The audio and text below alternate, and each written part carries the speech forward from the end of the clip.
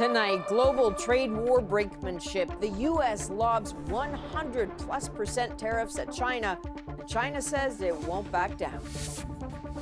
It's been amazing what's happened. Sometimes you have to mix it up a little bit. We're with Canadian businesses caught in the middle. Conservative Party rallies pack in huge crowds. What might that mean at the polls? On my way here, it felt like I was coming to a concert. I mean, that's how excited I am for this. Plus, we're talking with voters in Medicine Hat and hearing their concerns. How are we going to get Canada on track? How is my business going to fit in going forward? What about you? What's your 3 a.m.? I would say affordability. They are cute, television famous, and they've been extinct for thousands of years. It kind of feeds this belief that technology is going to save us from all of the mistakes we've made. The ethics of trying to recreate the dire wolf. From CBC News, this is The National with Chief Correspondent Adrian Arsenault in Medicine Hat, Alberta. Thank you for joining us. We're coming to you again from Medicine Hat tonight. We've been talking with voters right across the country about the issues that matter most ahead of the election. This city, like so many, is grappling with the reality of new tariffs. And tonight, those very tariffs are bringing frustration to a boiling point in the U.S. Capitol. For more than 2 hours today, both Republican and Democratic senators pressed Donald Trump's trade chief, asking what the administration is trying to accomplish while pointing to the wave of damage already being done. One clear indicator of that damage, North American markets, which went through another wild day. The S&P 500, the Dow, the NASDAQ, and the TSX all followed the same path. Morning rallies with gains of up to 4.5%, and then slowly and steadily, they all tanked, ending the day down. The NASDAQ hit hardest with a loss of more than 2%.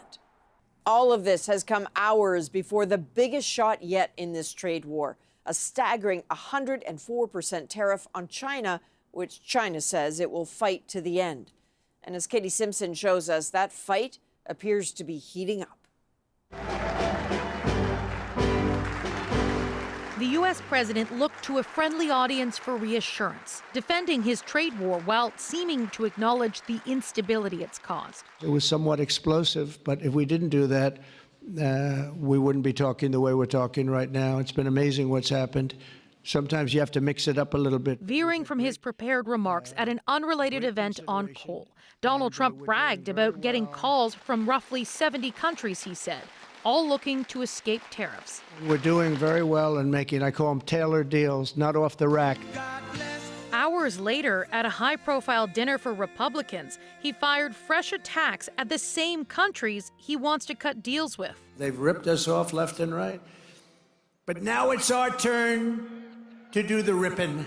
Country-specific tariffs are in effect as of 12:01 a.m. Eastern Wednesday, the highest, a 104% tariff on Chinese goods. Added punishment on Beijing after it refused to halt its retaliation plan. 贸易战, 关税战. There are no winners in a trade war, this foreign ministry spokesman says. China will, as always, fight to the end. When America is punched, he punches back harder. The White House sending a message to all its trading partners by making an example of China. America does not need other countries as much as other countries need us. The White House message met with skepticism on Capitol Hill, even by Trump's Republican allies. Whose throat do I get to choke if this proves to be wrong? Who pays these high tariffs? In the short, medium term, it will be the consumer. Trump's top trade advisor was grilled by senators as he repeatedly called the trade deficit a national emergency. This adjustment may be challenging at times, and in a moment of drastic overdue change, I'm confident, I'm certain that the American people can rise to the challenge as they've done before. His arguments largely rejected by Democrats. I'm baffled. I mean, you're gonna hear from me what I'm sure you're hearing from most of us, incredulous about, I think, probably the worst economic policies that I've seen in my lifetime. The Trump administration is sending more mixed messages about timelines. Some officials saying it could take weeks or months to reach trade deals with countries. Others saying it will all move at, quote, Trump speed, which broadly, they say, means as quickly as possible. And Katie, beyond the mixed messaging of that, there's been some public fighting within Trump's team, I gather. Yeah, two of the most senior people around Trump are fighting. Elon Musk, who is against some tariffs, and trade advisor Peter Navarro, who is strongly supportive. Musk called Navarro a moron, saying he's dumber than a sack of bricks. The White House is brushing it off with the line, "Boys will be boys." Okay, Katie Simpson in Washington. Now, Bernie Sanders was among those grilling the U.S. trade representative, specifically calling out Trump's justification for tariffs on Canada, saying the levels of fentanyl entering the U.S. from its northern border do not warrant the declaration of an emergency. On that basis, the president can declare an emergency with any country on earth and take unlimited power. That's called authoritarianism. Trump's trade chief defended the U.S. president, saying Congress gave him the authority to use these powers, adding he must provide reports along the way and his measures will face renewal every year. Well, Canada has confirmed its retaliatory tariffs on U.S. autos are in effect as of 12:01 a.m. Eastern, increasing the price of some American-made cars by up to 25%.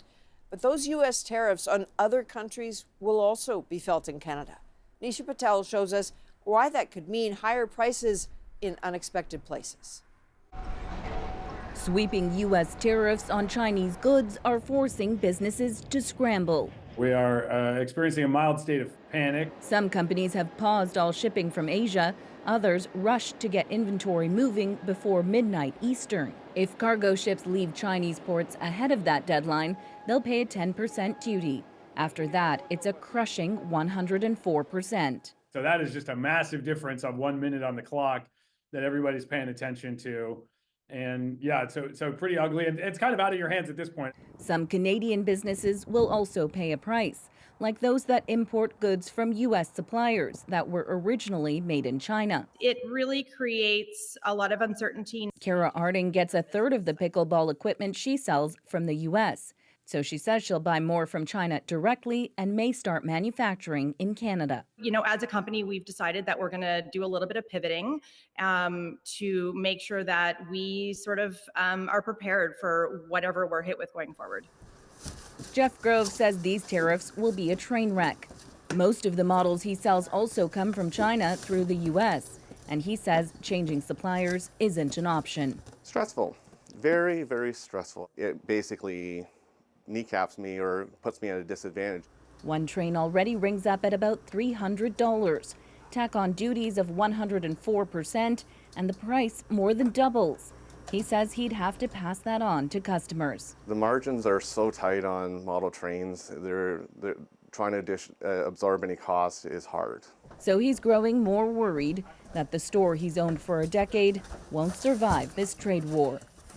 Some companies are already raising prices on their products in anticipation. Others are waiting to make changes, hopeful these tariffs will disappear.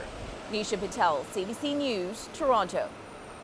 The tariff talk has dominated the federal election so far, and today both Pierre Poilievre and Mark Carney were here in Alberta. Aaron Collins now on the campaign dynamics in this conservative stronghold. The Conservative leader on his home turf Tuesday. Who's ready for a change for Canada? The Calgarian support in Alberta never in doubt. You're all ready to put Canada first for a change? Yes, excellent. The Conservatives won 30 of 34 seats in this province last time out. This time there are 37 up for grabs.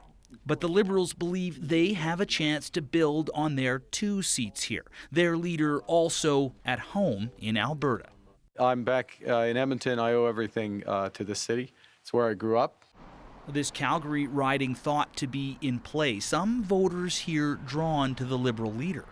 I wouldn't say I'm particularly for a group, but I'd say he's been proving himself recently, so that's cool. But if there are any cracks in Fortress Alberta, well, it isn't because the Conservatives have fallen out of favor. I think anything is going to be better, and anyone we have is going to really try hard for Canada, but I'm ready for a change, for no more Liberals.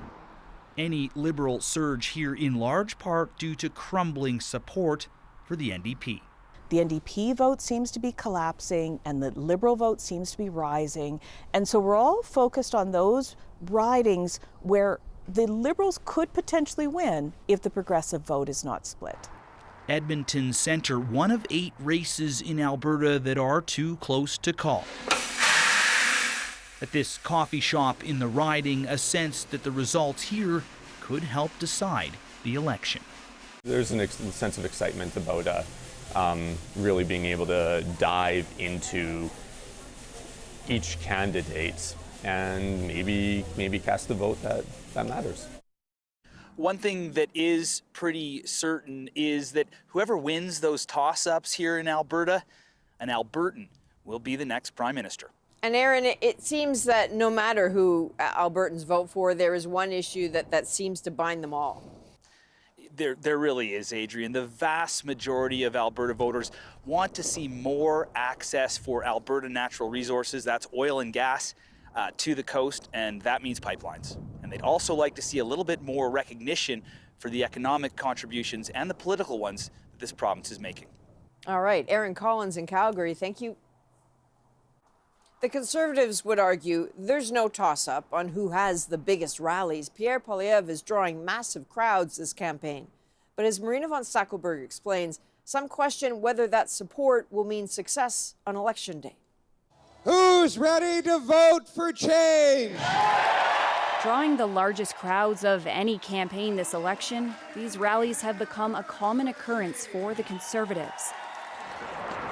There are traffic jams. People walk from their cars parked far away. Thousands line up to hear Pierre Poilievre speak. On my way here, it felt like I was coming to a concert. I mean, that's how excited I am for this. So, what makes you so excited? Just I've never needed to be into politics until this year, I think. We knew there'd be a big crowd. Yes, we need to change the government. This has got to be the biggest political gathering of the 21st century. This rally just south of Edmonton was the biggest one yet, and it had an important opening act. He is my friend, he is our leader, and he is the next Prime Minister of Canada, Pierre Poilievre. An endorsement from former Prime Minister Stephen Harper. How many people do you think we had last night? Poilievre says his big rallies are a sign his popularity is growing. This is a movement like we've never seen because people want change. They're really kind of like a public spectacle. This expert says these rallies might not do much to sway undecided voters and could turn some of them away from the Conservatives. There isn't a lot of research that indicates that they are going to do much beyond raise the morale and the enthusiasm and the energy of people probably already supporting the party. The kind of people who attend rallies aren't swing voters. They're not the people who decide elections. Polls suggest the Liberals continue to lead the Conservatives. If you see all the people here and how excited they were, I find that more difficult to believe. Because he's going to bring it home. And we need change. We need big change. Go vote. Vote early. Woo! These supporters hope the enthusiasm here translates to a win on election night. Marina von Stackelberg, CBC News, Edmonton. Now, the NDP has known success here in Alberta, but it is now fighting for relevancy in a campaign where economic threats loom so large. Ashley Burke looks at how Jagmeet Singh is tweaking his message to Canadians. NDP leader Jagmeet Singh joining the fight on a picket line in Vancouver as he fights to hold on to a dozen seats in BC, including his own. Good to see you. Keep on fighting strong. Polling shows the NDP is struggling to break through in a campaign dominated by Donald Trump and affordability. Mr. Singh himself is in jeopardy of losing his seat because the NDP has fallen so far in British Columbia. I mean, one of the most remarkable things about this election is how fast and how significant the rise in Liberal support has been right across BC. The Conservatives are also targeting orange ridings across the province, home to half of the seats the NDP is defending. Do you have any concerns about winning your own riding? This is a really important election. Asked today about his odds, Singh at first dodged our question, then answered. Do you think you can win your own riding? Absolutely. I'm confident that I'll be able to serve the people of Burnaby Central. What Singh's no longer saying is that he'll run to become Prime Minister, now asking instead for there to be more NDP MPs. Send more New Democrats to Ottawa because we're going to stand up and fight for you. Singh hasn't been holding big rallies like the Conservatives and Liberals, instead focusing on meeting with workers, unions, and campaign volunteers. To have a rally, yeah, it feels nice, but that doesn't necessarily bring you the vote home. And right now, my canvassers, my volunteers, what are they doing? They're phoning, they're canvassing, they're out there pounding the pavement so that we can actually bring home the vote. This is Singh's third federal campaign, making him the most experienced major party leader on the trail, but he's vulnerable, and there are just under 3 weeks left in this race. Ashley Burke, CBC News, Burnaby, BC. Rescuers in the Dominican Republic are racing against the clock, searching for possible survivors after the roof of a well-known nightclub collapsed. So this devastating scene is unfolding during a late-night concert in the country's capital. Local authorities say more than 60 people are dead. Ali Chiasson has more on the efforts to get people out alive. The Jet Set nightclub was packed for a popular merengue performer. That's Ruby Perez on stage at around 12:45 in the morning. But just moments later, tragedy. The roof of the nightclub suddenly collapsed, and CBC News has confirmed with his manager that Perez is among dozens killed. On social media, Dominican police said their focus was on rescuing the survivors. Also among the dead, former Toronto Blue Jays pitcher Octavio Dotel and a provincial governor, Nelsie Cruz, sister of former Major League Baseball player Nelson Cruz. Her family remembering her as someone who moved with dedication, commitment, and love for her people and community. More than 150 clubgoers were taken to hospital. According to authorities, some people may have been spared depending on how the debris fell around them. In a statement, Jet Set nightclub expressed its condolences and said it's collaborating fully and transparently with the relevant authorities to assist the victims and clarify what happened. The country's president describes the tragedy as immeasurable. An investigation into what caused the club's roof to collapse will follow the rescue and recovery efforts. Ali Chiasson, CBC News, Toronto.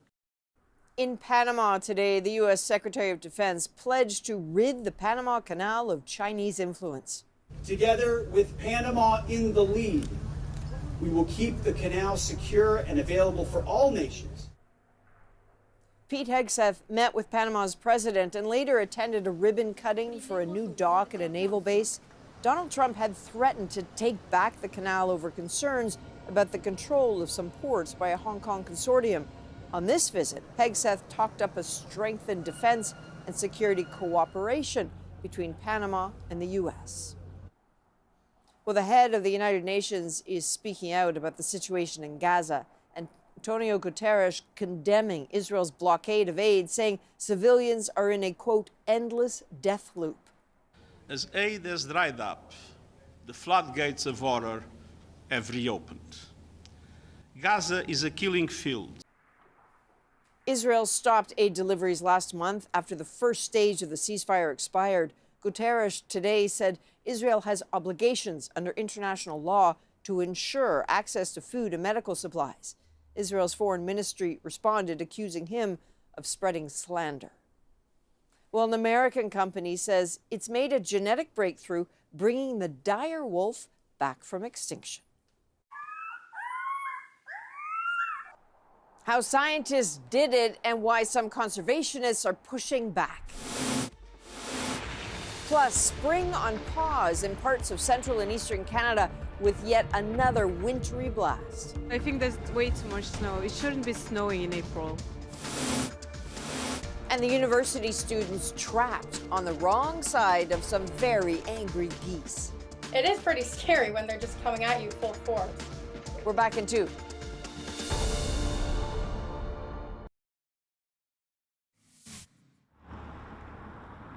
You are looking at the Finley Bridge here in Medicine Hat, Alberta, a significant landmark and a vital artery connecting the north and south sides in the city's historic downtown core.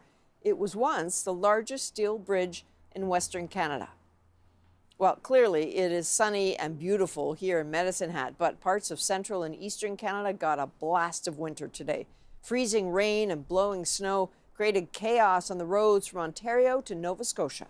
As Ithil Musa tells us, Many are ready for winter to really be over. It may be spring, but this is what many in Ontario and Eastern Canada woke up to this morning. It was beautiful. You thought spring was actually here? For April, this is really bad. I don't know when it's going to end. I've been sliding everywhere. And so have Toronto drivers, caught off guard by the black ice on their early morning commute. Wind, blowing snow, and snow on their vehicles. And as they hit the roads, they also found some icy, slippery conditions. Lots of fender benders, been a couple of rollovers. With at least one person taken to hospital. It's a similar story in the nation's capital, where Ottawa fire officials responded to dozens of collisions, some involving people trapped inside their vehicles. There were no reported injuries. Go! In Nova Scotia, the centimeters of snow caused schools in cities like Halifax to close, although some appeared to be enjoying it. I don't think Mother Nature's got the email that this is supposed to be spring. This climatologist admits the winter weather has been long and harsh, but he says it's not unseasonable. It is really what April is. It is that tug of war that goes on with winter-like conditions and summer-like conditions. In parts of central and eastern Ontario that experienced a powerful ice storm late last month, the bitterly cold temperatures didn't result in many new outages, says Hydro One. Still, thousands of customers remained without power on Tuesday, and the utility says some may not get it back until May. I think it seems very unfortunate for those people. We need to be a little bit more patient. I think that within the next week, I think we'll be seeing some warmer temperatures. And until then, people will just have to soldier on through this spring snowstorm. Idil Musa, CBC News, Toronto. We're back from Medicine Hat in a moment, but first, a look at some of the issues top of mind to voters here ahead of Election Day. Obviously, the U.S. politics right now is important, and how we're going to deal and manage Mr. Trump. The stuff I'm most interested in is whether we're going to put enough money into education. I fear for the young people on what they're going to have to do in the next few years, how they're going to make it and be able to buy houses.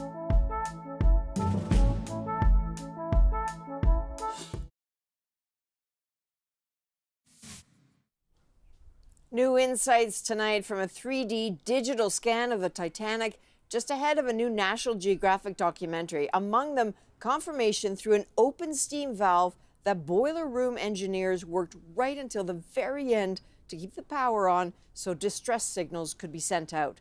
The images were gathered in 2022. Okay, so here is a recreation, though, that has people wagging their tongues. A U.S. biotech company says it's caused the de-extinction of a famous wolf. Anand Ram explains the science, the skepticism, and the ethical questions.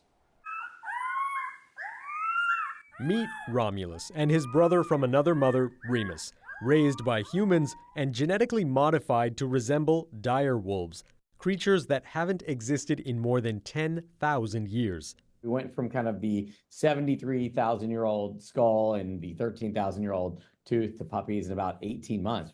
Studying those ancient fossils, Colossal Biosciences edited the genes of modern gray wolves to birth 3 pups, an example of de-extinction using a marquee species. Run to the litter. That one's yours, Snow. Yes, inspired by scenes like this, though resurrecting extinct animals might bring another comparison. This is some species that was obliterated by deforestation or the building of a dam. Dinosaurs had their shot. What Colossal made is 99% gray wolf. It acknowledges that, but says this is to inspire and develop new tech to help conservation efforts. There's human ingenuity out there that we can apply to helping protect species, to slow the rate of biodiversity loss and potentially reverse it. Critics say the ethical challenges go beyond the care of these creatures to the door this kind of experiment opens. It kind of feeds this belief that technology is going to save us from all of the mistakes we've made to mess up the planet. So, we shouldn't worry about extinction because we can always just go back and recreate those animals. Conservation experts also say it may distract from what we do have on this planet.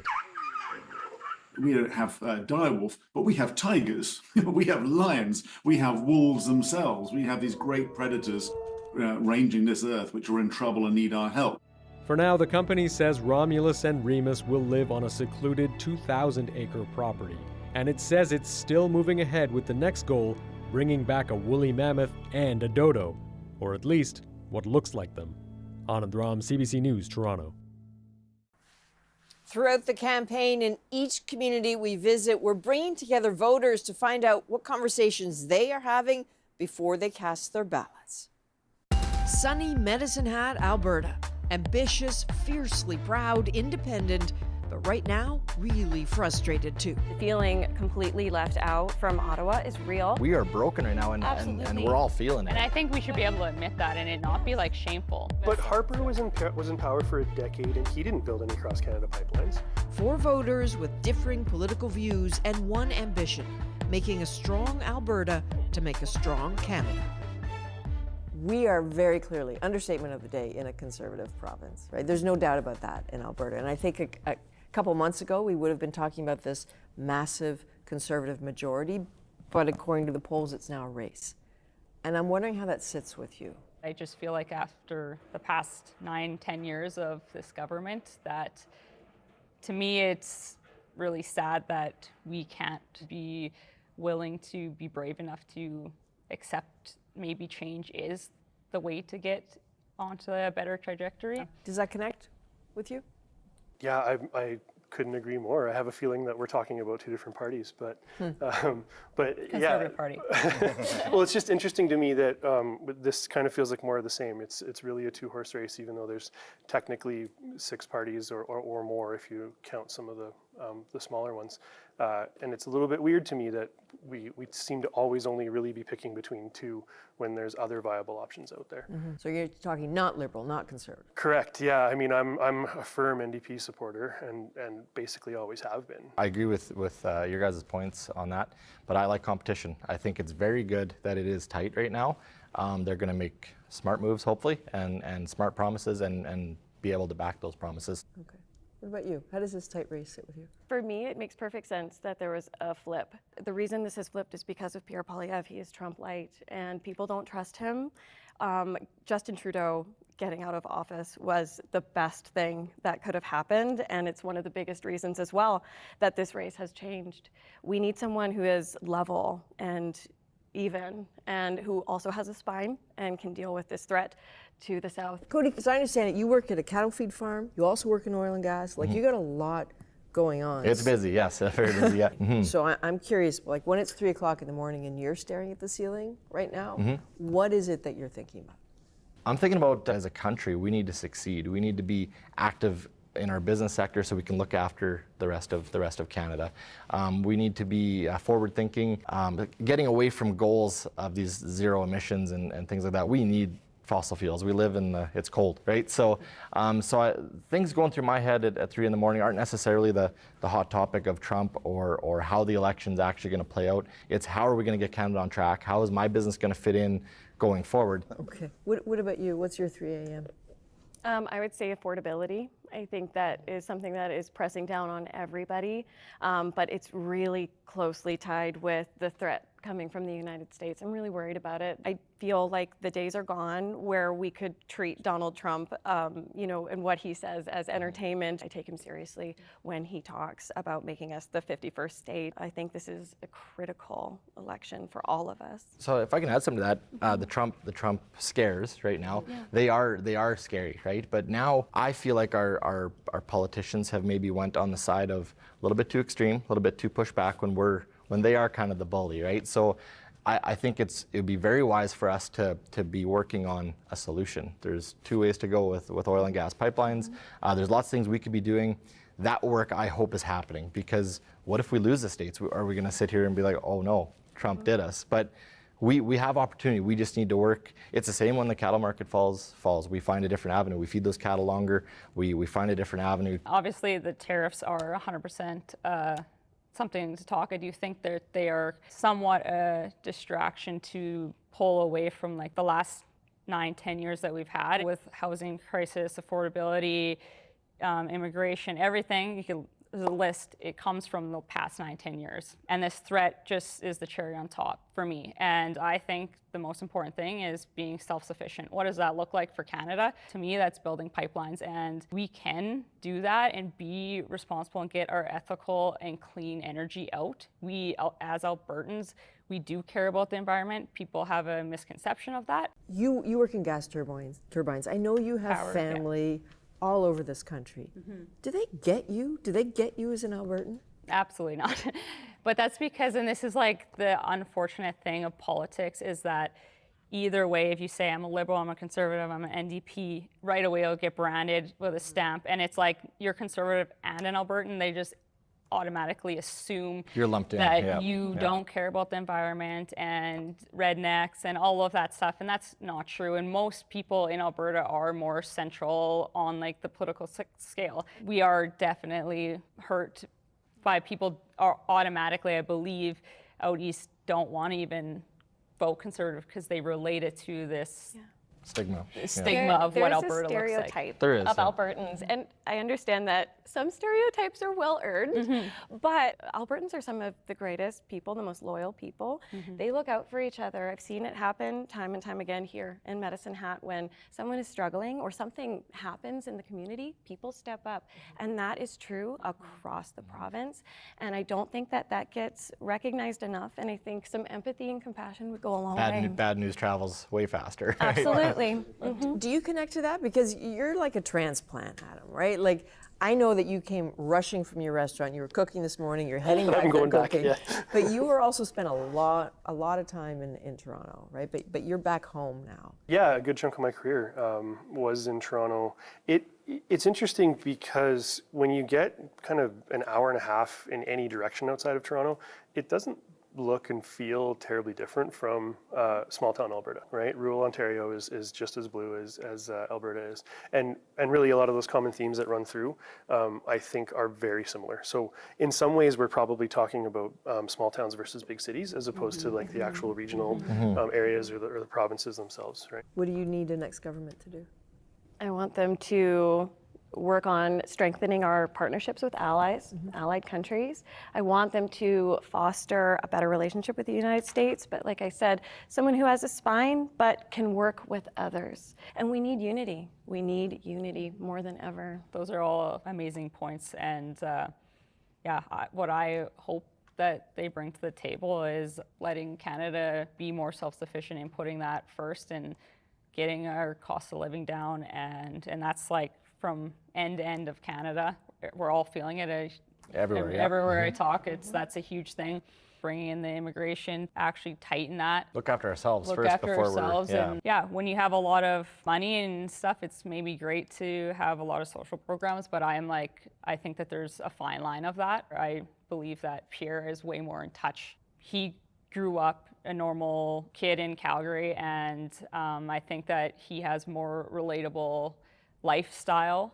That means a lot to me. I want someone in there that's going to be able to relate, that can think back like, hey, what was it like growing up and what does Canada need, and has their full value here. And I just believe that Mark Carney is not that. Can I very quickly summarize what you just said? We need to tighten the belt and get to business.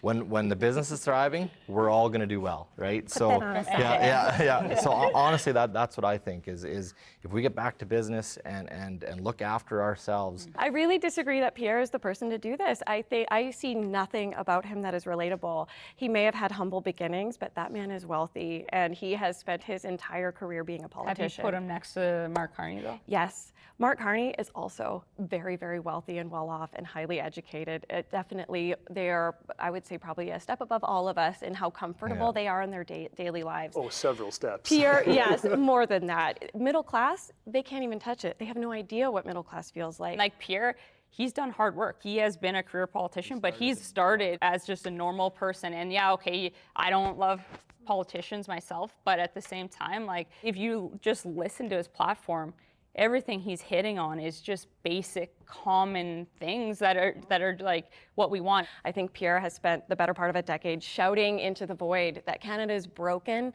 how everything is so wrong here.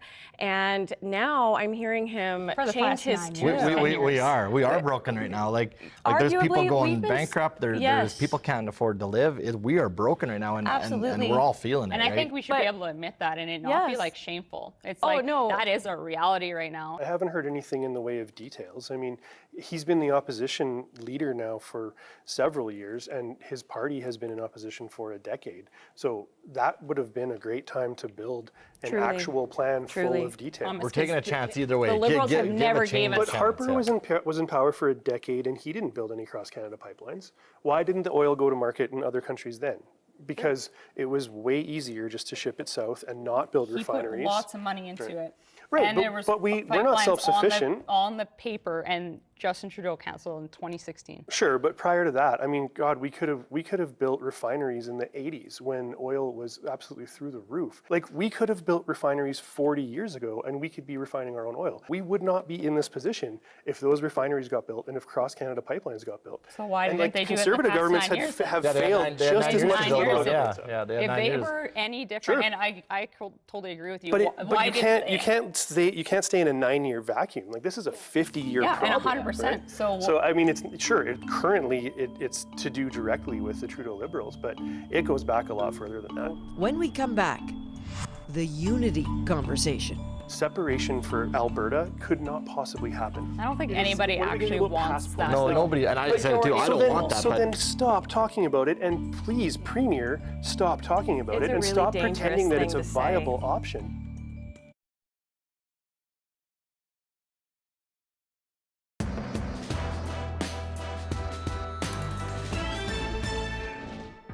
We're in this moment, right, where people talking about Canada needs to succeed, Canada needs new markets, Canada needs to do more. That is wrapped up in parts of this country with that whole elbows up movement. Can you relate to that elbows up movement? How does that make you feel? It's great to use as a unifier, a rallying cry. I certainly like it a lot more than Canada First. That is a little bit too close to the South for me. But we need to see real plan, real action. I feel a different energy coming from you. I'm not a huge slogan person. It's, again, a very distractive way to just get everybody being like, yeah, like, let's talk about elbows up and like unity, and people like jump on board when it's like maybe what you're jumping on board for isn't actually good. We had 9 years to put our elbows up, and it hasn't happened. Like, we're in trouble. I don't think they have the capacity, the brains, we'll call it, to put Canada back on track in, and that's my opinion. You know, when your Premier Danielle Smith talks about the prospect of a unity crisis, right? If the Liberals get in, if certain demands aren't met, right? And then Preston Manning says, you know, effectively a vote for the Liberals is a vote for sort of the breakup of Canada. Are they putting ideas out there, or are they reflecting conversations that you're hearing in your world? The separation thing, I'm not a fan of it. But I'll tell you right now, at this time, it is something very talked about. It isn't a joke anymore. It is. We need to stand up for ourselves in Western Canada. And Danielle, I don't think she threatened that. It's a statement. It is truth. She needs to stand up for Alberta, and we need to make sure we're able to survive and contribute like we have before. And I think it was great she stood up for us. I really do. I think there's an emotional point behind that where, like, logistically speaking, it's not realistic. And everybody knows that, but it's just the emotion of being frustrated that pushed that far. Yeah, that it pushes business people owners, to, like, the industries have been pushed, and in all issues, we've been pushed so hard by this government, and it's too far. I think that the language around this kind of thing from both Smith and Preston Manning is so insidious. She's very much moving that party to the right in a very kind of dangerous way, and courting the extreme side of that thing. And I think Poilievre is doing that to some degree as well. The risk of sounding harsh, like, it's still a joke because it is completely impossible to do. Separation for Alberta could not possibly happen. I mean, there's so many things. What are we going to do with the highways and railways that run through already? What are we going to do about Indigenous issues?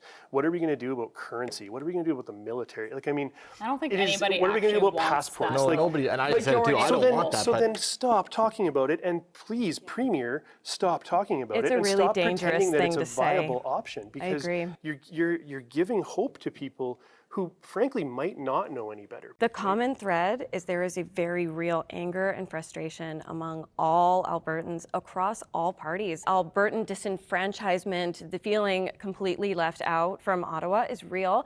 I think her saying those things is a really dangerous path to go down, and it plays into the darkest side of that frustration and anger. And I, too, agree. We're going far to the right. I want us to come back towards the center. Most Albertans lie somewhere in the middle. So people are going to be heading to vote in early polls soon. As people outside this province head to vote, what is something you want them to keep in mind? Start with you. I would say that we should truly try to listen to each other and respect each other. I live in a very conservative place as a person who is progressive, and I have a lot of friends and I like a lot of people. There's really great people that you can talk to who maybe don't have the same beliefs or values as you. Talk to each other. We need each other. So vote on your values, vote on what matters to you, but respect each other, hold on to each other. I'm going to say, and not to trigger anything, but with that, I think at this election, we need to put our feelings aside a little bit, to a degree, and focus on the business. We need a change. I really think if we don't tighten up the straps and get back to business and get us working, get affordability down, we're going to be in big trouble, and I don't think the Liberals can do it. I really think they're going to hurt us.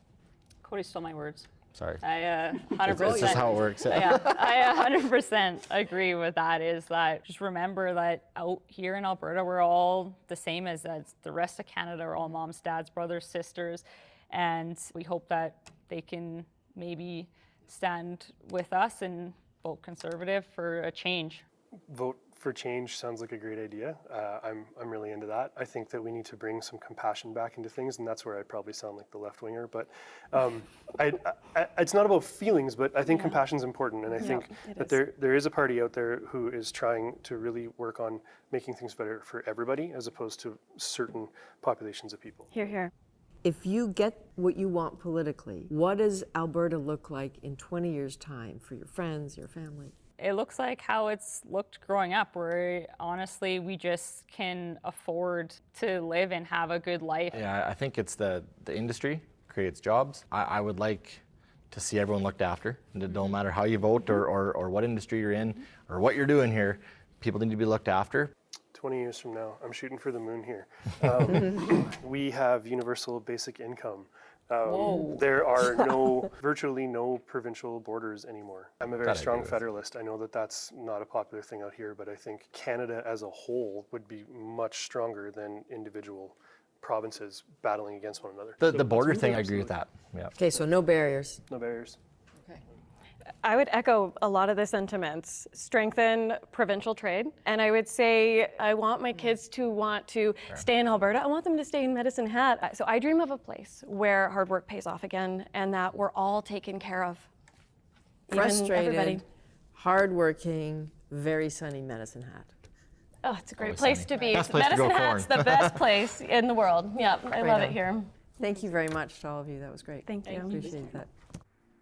Huge thank you to Adam, Emma, Cody, and Megan. Another great conversation. Tons of respect in that room. That's what we love about it. Next, we're heading north to Yellowknife. You can watch for that starting Monday night. Well, coming up, university students haunted by unrelenting, angry geese. We just don't know what to do anymore. We can't even leave our house. The week-long interspecies showdown, that is next in our moment.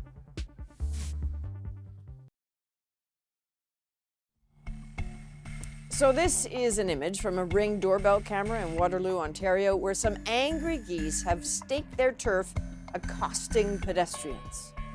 So a group of university students say they have essentially been trapped in their house for a whole week. So tonight, the goose student standoff is our moment.